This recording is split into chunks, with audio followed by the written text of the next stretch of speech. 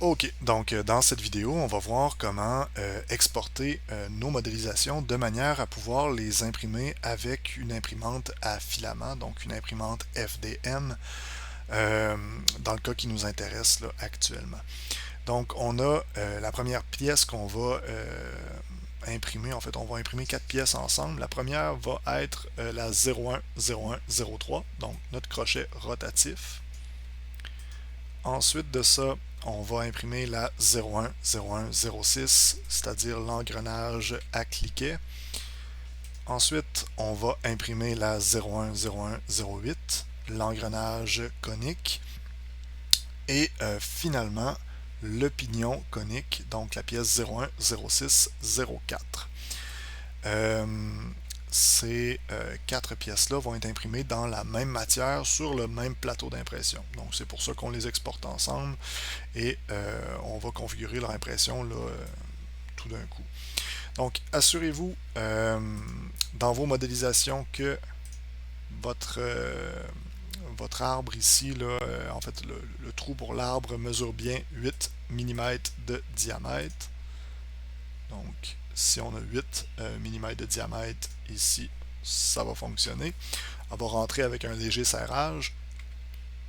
Et ici, le trou là, qui va nous permettre d'insérer nos inserts de laiton, lui doit avoir un diamètre de 4,04 mm. Donc ça, c'est assez critique si vous voulez que votre assemblage fonctionne.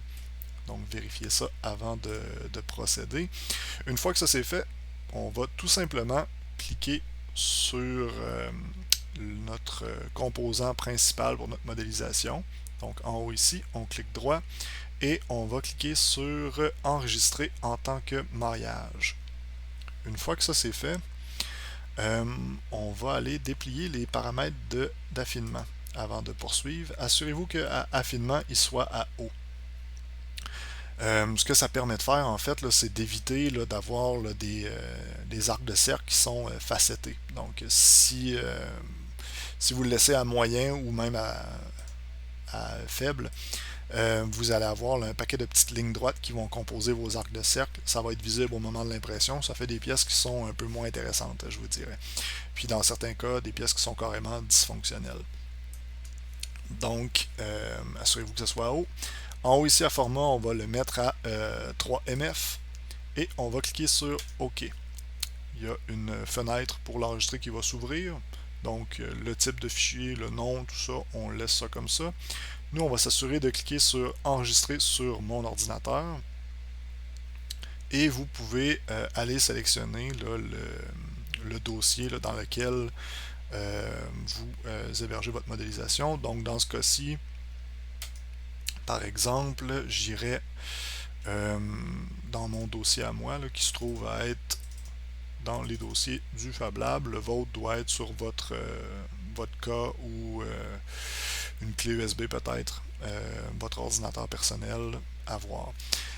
Donc, je vais ici dans mon dossier de fabrication, donc dans le dossier que je vous ai demandé de créer, là, qui s'appelait 25001 voiture élastique. Dans mon dossier de fabrication, j'ai la pièce 0103 ici, crochet rotatif. Puis vous voyez, je l'ai déjà enregistré là, à cet endroit-là.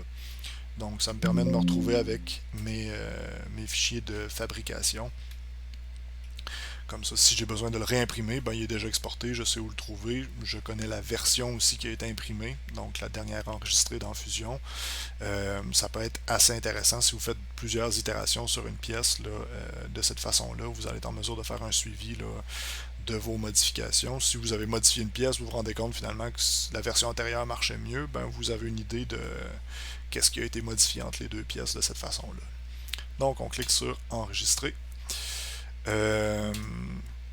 Puis dans ce cas-ci, on écrase là, ce que j'avais modifié. Donc on le fait pour les quatre et on va se retrouver dans la prochaine vidéo pour voir comment configurer Prusa Slicer.